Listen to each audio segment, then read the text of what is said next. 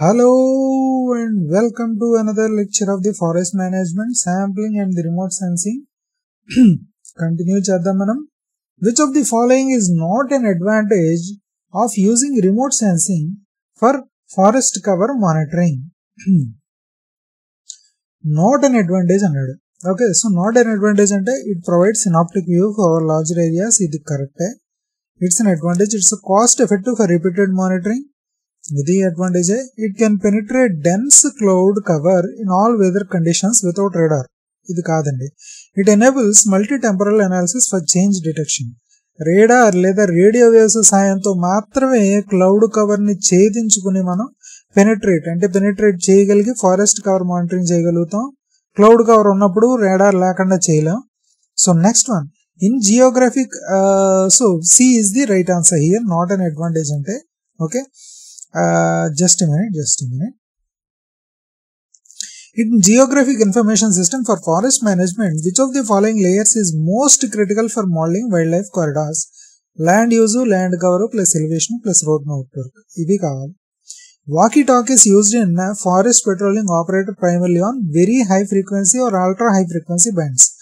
Very high frequency and ultra high frequency provide better line of sight communication in undulating forested terrain compared to the high frequency. నిజమేనండి, dense vegetation ని చొచ్చుకుని మరీ ఇది వెళ్ళగలుగుతుంది, కానీ range మాత్రం వీటివి తక్కువ.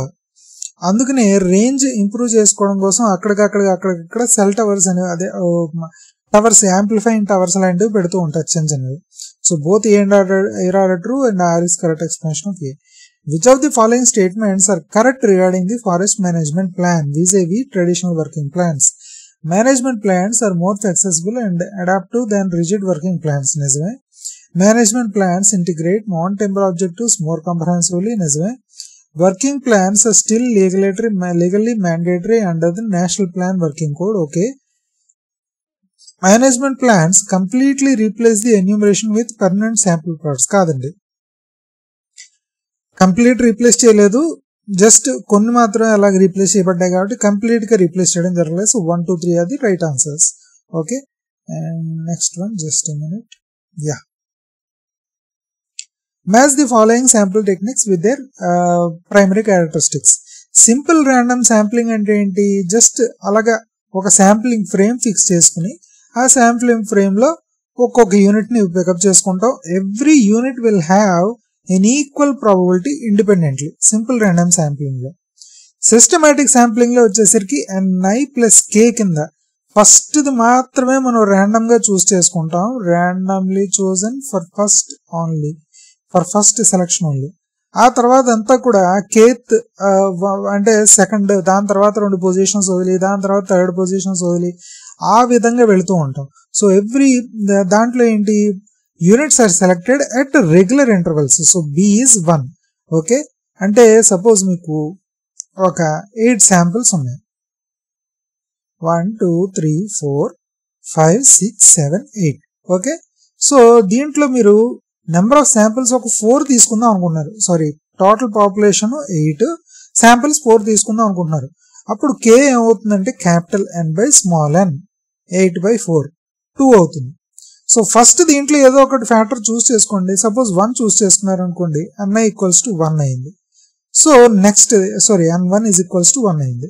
n2 వచ్చేసరికి 1 plus k అంటే 1 plus 2 equals to 3 అవ్వాలి. n3 is equals to 3 plus k అంటే 3 ప్లస్ 2 ఈక్వల్స్ టు 5.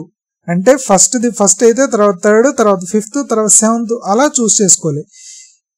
ఏది నెక్స్ట్ చూస్ చేసుకోవాలి అన్నది ప్రీవియస్ దాని మీద ఆధారపడి ఉంటుంది. సో ఇది కూడా మళ్ళీ ప్రీవియస్ దాని మీద ఆధారపడి ఉంటూ ఉంటుంది. Just a minute, 1 minute. So ఏది నెక్స్ట్ చూస్ చేసుకోవాలి అన్నది ప్రీవియస్ దాని మీద ఆధారపడి ఉంటుంది కాబట్టి it's a dependent and not completely random. Okay, so దాన్ని బట్టి చూసుకుంటే కనుక సిస్టమాటిక్ శాంప్లింగ్ అనేది units selected at regular intervals. So B is 1. Cluster sampling, C అంటే క్లస్టర్ వచ్చేసరికి population is divided into its cluster అంటే చెప్తాను మీకు. క్లస్టర్ అంటే ఎప్పుడు కూడా హెట్రోజెనస్ అనే గుర్తుపెట్టుకోండి. హెట్రోజెనస్ అంటే అన్నీ కూడా మిక్స్ అయి ఉంటాయి, కానీ ఒక గ్రూప్ దగ్గర చేరి ఉంటాయి ఏమిటో అలాగా డిస్పర్స్ అయి ఉంటాయి. సో ఇదొక క్లస్టరు అలా ఉంటాయి. సో ఈ క్లస్టర్ అనేది population economical when population is scattered in groups అంటున్నాడు, but not homogeneous groups, they are heterogeneous groups. So C is 4. Stratified random sampling లోకి వచ్చేసరికి స్ట్రేటా అంటే కేటగిరీ అని అర్థం. ఓ కేటగరైజ్ చేసేస్తాం, ఏజ్ బట్టి కానీ డయామీటర్ బట్టి కానీ రకరకాల బట్టి. సో 0 to 10 ఏజ్ అన్ని ఒక గ్రూపు, 10 to 15 ఏజ్ అన్ని ఒక గ్రూపు, 15 to 20 ఏజ్ అన్ని ఇంకో గ్రూపు. అలాగా అంటే ఏ ఏజ్కి ఆ ఏజ్ గ్రూపు ఉన్నవన్నీ హోమోజినస్ గా చేసేస్తూ ఉంటాం. సో హోమోజినస్ సబ్ గ్రూప్స్ అనేవి చేస్తూ ఉంటాం. సో D is 2 స్ట్రాటిఫైడ్ లోనే. ఎప్పుడు గుర్తుపెట్టుకోండి, స్ట్రాటిఫైడ్ గ్రూప్ శాంప్లింగ్ మాత్రమే వేరియన్స్ తగ్గిస్తుంది, మిగిలినవన్నీ కూడా వేరియన్స్ పెంచేవే శాంప్లింగ్ అన్ని. So 3142 A is the right answer. Complete enumeration in forest inventory is preferred over sampling when the compartment area is small and valuable. ఎక్కువ area ఉంటే కంప్లీట్ ఎన్యూమరేషన్ చేయలేమండి, very costly. Non sampling errors in large scale forest surveys are primarily caused by. Non sampling error అంటే ఎప్పుడు కూడా మన data entry దగ్గర కానీ data entry లేదా వాటి ఒకవేళ మనం అబ్జర్వ్ చేసి దానివల్ల కానీ అవుతూ ఉంటుంది. సో దీంట్లో వచ్చేసరికి random chance in sample selection it's sampling error అవుతుంది. బయాస్ ఇన్ ప్లాట్ లొకేషన్ అది కూడా ఒక sampling error. Observe bias or misidentification of species and just minute, I think first one అనుకుంటున్నాను దీనికి answer. Yes, fault instrument and what do you call is non sampling error వచ్చేసరికి fault instrument errors అని వస్తుంది. ఇది sampling related కాదు. Next bias in plot location, ఇది కూడా non sampling error. అంటే ఏ విధంగా అంటే కనుక ఆల్రెడీ అక్కడే కొంత పీరియాడిసిటీ అనేది ఉండి ఉండొచ్చు. జస్ట్ మినిట్, మీకు ఇప్పుడు కనిపిస్తుందా? సో దీంట్లో వచ్చేసరికి నాన్ శాంప్లింగ్ ఎర్రర్స్ ఏ వస్తాయంటే faulty measurements in instruments, bias in plot location, observer bias, very sorry just minute, observer bias or misidentification of species. Okay, so 1, 2, 4 అనేది ఇక్కడ రైట్ ఆన్సర్స్ అవుతాయి. So first one is the right one. In ratio method of estimation under sample random sampling the ratio estimator is most efficient when there is a correlation and when it does pass through origin. Ratio estimator ఎప్పుడు కూడా origin నుంచి pass అవుతూ ఒక correlation ఉన్నప్పుడే వర్తిస్తూ ఉంటుంది. So the regression line of line y on x passes close to origin, so that is when the ratio estimator is most efficient. లేకపోతే regression estimator అవుతుంది. Which of the following is not a basic tool or approach uses in integrated forest planning, evaluation and monitoring? Joint forest management committee says CT is indeed a tool. Criteria and indicators for sustainable forest management, remote sensing based forest cover by FSI, but linear programming for yield regulation అది మాత్రం కాదండి. ఓకేనండి, so that is not a tool. Sorry, just a minute. So that is not a tool. So right here it is not a basic tool. Multi-purpose development for forest resources emphasize timber production, ఇది మాత్రం sole objective కాదు. Integration of non timber financial products, eco tourism, watershed service నిజమే. Involvement of forest dependent communities నిజమే. 2 and 3 only మాత్రమే. Timber production మాత్రమే sole objective కింద, industrial wood supply అన్నది కాక ఇదేమీ కాదు. Primary reason forest survey of India uses medium resolution satellites like LISS 3 23.5 instead of very high resolution for biennial forest cover assessment is. ఎందుకు అంటే కనుక cost and processing time for the entire country would be prohibitive. ఎక్కువ resolution ఉంటే కనుక దాన్ని process చేసే time కూడా ఎక్కువగా అయిపోతూ ఉంటుంది.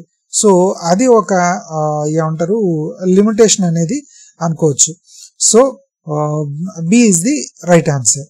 And in GIS based forest fire risk zonation, buffer analysis is most commonly applied on slope layer, road and settlements layer. దేనికి అన్న చూసుకుంటే కనుక it's mainly for the road and settlement layer. ఎందుకంటే రోడ్స్ అండ్ విలేజెస్ దగ్గర ఈ fire spread అనేది ఎక్కువగా ఫాస్ట్గా జరుగుతూ ఉంటుంది కాబట్టి ఈ రోడ్ అండ్ సెటిల్మెంట్ లేయర్ దగ్గర సెటిల్మెంట్స్ అంటే అక్కడ జనవాసాలు కూడా ఎక్కువగా ఉంటారు కాబట్టి అక్కడికి వరకు వెళ్ళకుండా ఉండడం కోసం బఫర్ జోన్స్ అనేవి అక్కడ వరకు పెడుతూ ఉంటారు. Okay, and high frequency band is preferred over very high frequency for long distance communication during forest fires in hilly areas at night. High frequency waves propagate through skywave ionospheric reflection which is stronger at night. ఇందులో వచ్చేసరికి both A and R are true and R is the correct explanation of A. నిజమే, forest fires వచ్చేసరికి long distance communication జరగాలి కాబట్టి అది high frequency అనేది ఉపయోగిస్తారు. Very high frequency బట్లు వెరీ హై ఫ్రీక్వెన్సీకి కొంచెం రేంజ్ తక్కువ ఉంటుంది, అందుకనే హై ఫ్రీక్వెన్సీకి లాంగ్ డిస్టెన్స్ ఎక్కువ ఉంటుంది. ఇంకోటి స్కై వేవ్ దగ్గర ఐనోస్ఫెరిక్ రిఫ్లెక్షన్ వల్ల కూడా ఇది స్ట్రాంగ్ అవుతుంది ప్రాపగేషన్ అనేది. So A and R true and R is correct explanation of A. Which of the following are essential components of modern forest management plan as per the national working code plan code 2024. Latest వచ్చేసరికి 2023 అండి. Okay, అది గుర్తుపెట్టుకోండి. Essential components what is called as a mandatory joint forest management participation, incorporation of working circle concept. 3 and 4 అనేది compulsory అండి, అది మాత్రం compulsory. And 1 and 2 వచ్చేసరికి I think just minute,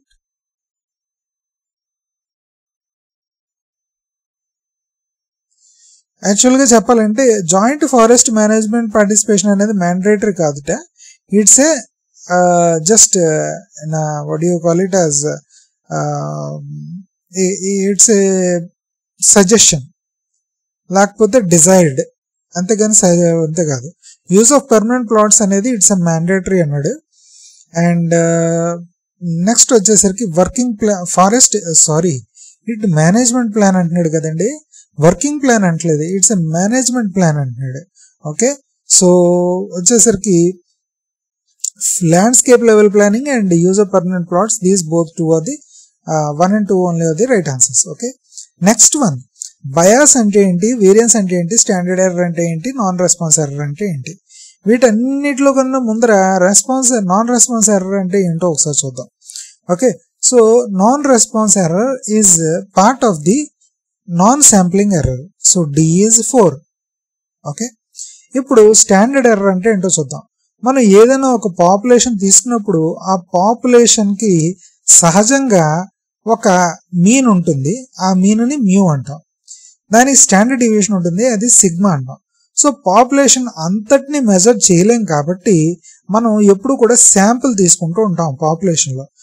ఆ శాంపుల్కి వేసిన మీన్నే X బార్ అంటాం, ఆ శాంపుల్కి చేసిన స్టాండర్డ్ డీవియేషన్ S అంటాం. ఓకేనా, సో ఈ డిఫరెన్స్ ఎప్పుడు గుర్తుపెట్టుకోండి. దీని తర్వాత ఏమవుతుంది, మనం చెప్పే ఈ వాల్యూస్ అనేవి సపోజ్ నాకు 95% కాన్ఫిడెన్స్ దాంట్లో పాపులేషన్ మీన్ అనేది ఏ రేంజ్లో ఉండొచ్చు అంటే మ్యూ అనేది ఏ రేంజ్లో పడచ్చు అని అంటే కనుక X bar ± T alpha by 2 అంటే డబుల్ టైల్ అయితే కనుక సింగిల్ టైల్ అయితే T ఆల్ఫా ఇంటూ S/√n. ఓకేనండి, అంటే సపోజ్ మీరు 1 ± సంథింగ్ 2.5 వచ్చింది అంటే పాపులేషన్ మీన్ అనేది 3.5 పాపులేషన్ మీన్ అనేది 3.5 నుంచి -1.5 రేంజ్ రివర్స్లో చేసుకోండి. ఈ రేంజ్లో ఎక్కడో అక్కడ పడుతుంది నాకు 95% కాన్ఫిడెంట్ అని చెప్తారు. ఓకే, 5% అనేది చెప్పలేం, బట్ 95% కాన్ఫిడెన్స్తో మీరు ఇలా చెప్తారు అంటే 5% అనేది ఎర్రర్కి వదిలేస్తున్నారు. సో ఆ స్టాండర్డ్ ఎర్రరే ఈ second term T alpha by 2 into S/√n. దీన్ని బట్టి మీరు 95% కాన్ఫిడెన్సా 99% కాన్ఫిడెన్సా అన్న దాన్ని బట్టి T వాల్యూ తీసుకుంటారు T డిస్ట్రిబ్యూషన్ టేబుల్ దగ్గర నుంచి.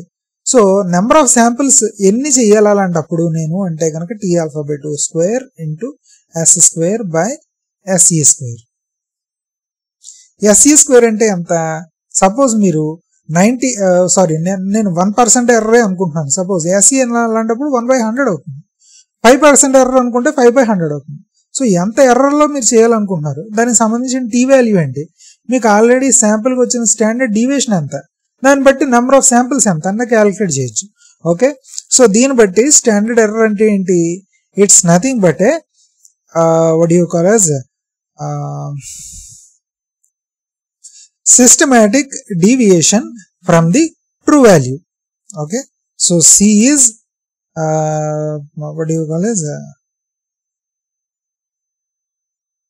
just a minute.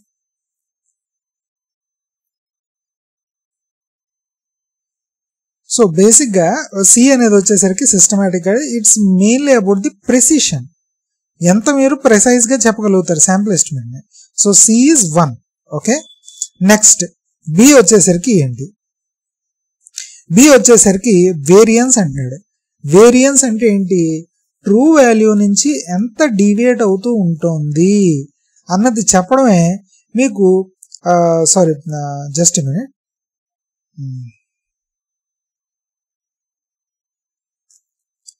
Just minute, I'm really sorry, కొన్ని మీకు తప్పు చెప్పినట్టు అనిపించింది. సో బి వచ్చేసరికి మీకు ఏంటంటే మెయిన్గా జస్ట్ మినిట్ కొంచెం జూమ్ అవుట్ చేద్దాం. రైట్, సో బి వచ్చేసరికి వేరియన్స్ అంటున్నాడు.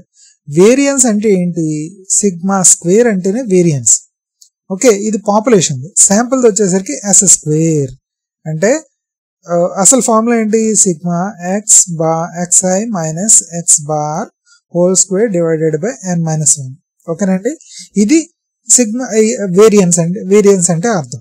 ఓకేనా, సో వేరియన్స్ అంటే ఏం చెప్తుంది, మీరు తీసుకున్న పాయింట్ పాపులేషన్ మీన్తో పోల్చుకుంటే ఎంత దూరంలో ఉంది, ఎంత వేరియేషన్ ఉంది, మీరు తీసుకున్న ఇండివిజువల్ పాయింట్ మీరు తీసుకున్న పాపులేషన్ మీన్ తోని ఎంత దూరం ఉంది అన్నది ఈ వేరియన్స్ చెప్తుంది. ఓకే, సో ఇది ఏంటి, ఇట్స్ ఏ ర్యాండమ్ వేరియేషన్. ఎందుకంటే ఈ పాయింట్స్ అనేవి ర్యాండమ్ గా ప్రెజెంట్ అయి ఉంటాయి. ఈ ర్యాండమ్ గా ప్రెజెంట్ అయి ఉన్న పాయింట్స్ మీ శాంపుల్ మీన్ తో పోల్చుకుంటే ఎంత దూరంలో ఉన్నాయన్నది సూచిస్తూ ఉంటుంది. So B is 3. బయాస్ వచ్చేసరికి ఇట్స్ ఎప్పుడు కూడా గుర్తుపెట్టుకోండి, బయాస్ అంటే సిస్టమాటిక్ డీవియేషన్ అనే అర్థం. సో బయాస్ అంటే ఏంటి అసలు బేసిక్ గా అంటే కనుక, bias is nothing but A systematic error. అంటే మీరు ఎస్టిమేట్ ఒకటి చేశారు, మీరు చేసిన ఎస్టిమేట్ అనేది ట్రూ పాపులేషన్ వాల్యూతో పోల్చుకుంటే ఎక్కువ ఉండొచ్చు, తక్కువ ఉండొచ్చు. ఓకే, ఒకవేళ ఎక్కువ ఉందనుకోండి పాజిటివ్ బయాస్ అని అంటారు. ఒకవేళ మీరు ఎస్టిమేట్ చేసిన వాల్యూ ట్రూ వాల్యూ కన్నా తక్కువ ఉంటే నెగిటివ్ బయాస్ అని అంటారు. So it's a systematic deviation from the true value. So A is 2. So దీనికి వచ్చేసరికి ఫస్ట్ ఆప్షన్ ఈ 2, 3, 1, 4 is the right answer. In stratified random sampling, allocation of sample size to strata is done by using Niemann allocation when the objective is minimum variance for a fixed total sample size. మనం ఎప్పుడు కూడా ఈ నియమన్ allocation అనేది variance తగ్గించాలి అనే ఉద్దేశంతో చేస్తూ ఉంటాం. అంటే స్ట్రాటిఫైడ్ శాంప్లింగ్ లోనే అది కూడా చెప్పాడు కదా, స్ట్రాటిఫైడ్ ర్యాండమ్ శాంప్లింగ్. ఒక 0 to 15 age group, 15 to 20 age group, 20 to 25 age group, ఇలాగా మీరు స్ట్రాటా చేశారు. స్ట్రాటా చేసిన దాంట్లో ఏమైంది, ఒకటి 15 ఉంది రియల్ పాపులేషన్, 20 ఉంది, ఇంకోటి 25 ఉంది. సో ఇప్పుడు దీంట్లో ఏం చేస్తారు, వీటి మధ్యన ఉన్న వేరియన్స్ ఎక్కువగా ఉన్నాయనుకోండి, ఆ వేరియన్స్ తగ్గించడం కోసం మీరు తీసుకునే నెంబర్ ఆఫ్ శాంపిల్స్ ఏ విధంగా ఉండాలి అన్నది నీమన్ అలొకేషన్ ప్రకారం nj into sigma j divided by some of nj into sigma j into what do you call is total number of samples you require. అంటే ఏం లేదండి, ఇప్పుడు ఇది క్యాపిటల్ NJ అవుతుంది. Okay, capital NJ into NJ. Okay, so మీరేం చేస్తున్నారు ఇప్పుడు, okay just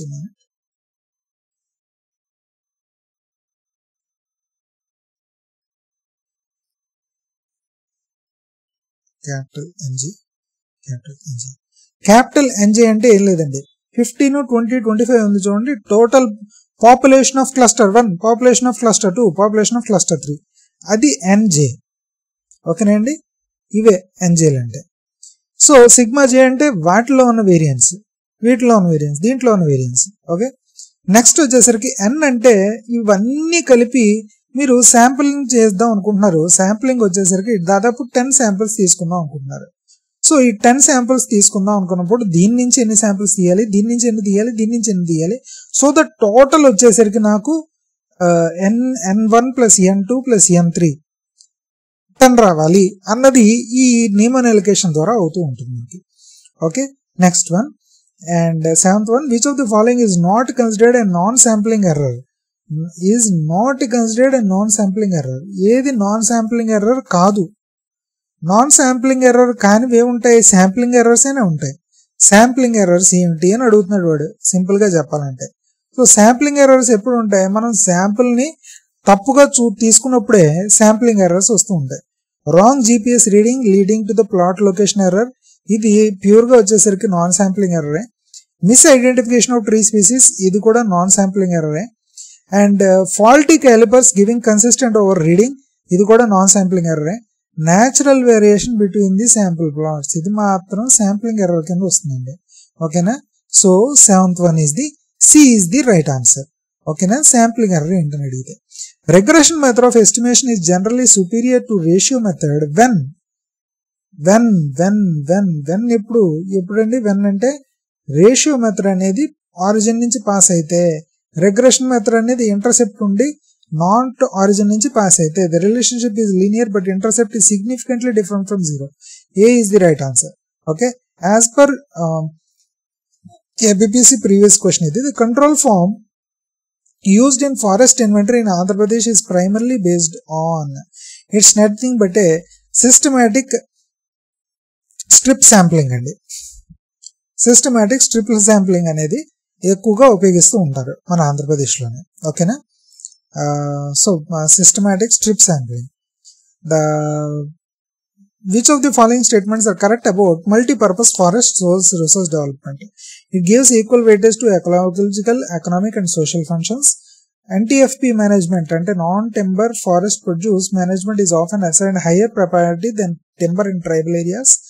Ecotourism is considered as forest industry under this approach. It completely rejects the concept of sustained yield. ఇది కాత్రం తప్పండి. సో 1, 2, 3 అది right answers. 10th one is the B. Okay, so నా videos కనుక నచ్చినట్లయితే, నా ఈ వీడియో కనుక నచ్చినట్లయితే ఖచ్చితంగా నా ఛానల్కి సబ్స్క్రైబ్ అవ్వండి. నా ఛానల్ని లైక్ చేయండి, షేర్ చేయండి, తప్పకుండా సబ్స్క్రైబ్ అయ్యి మీ ఫ్రెండ్స్ అందరికీ కూడా షేర్ చేసుకోండి. And thank you once again. జై హింద్.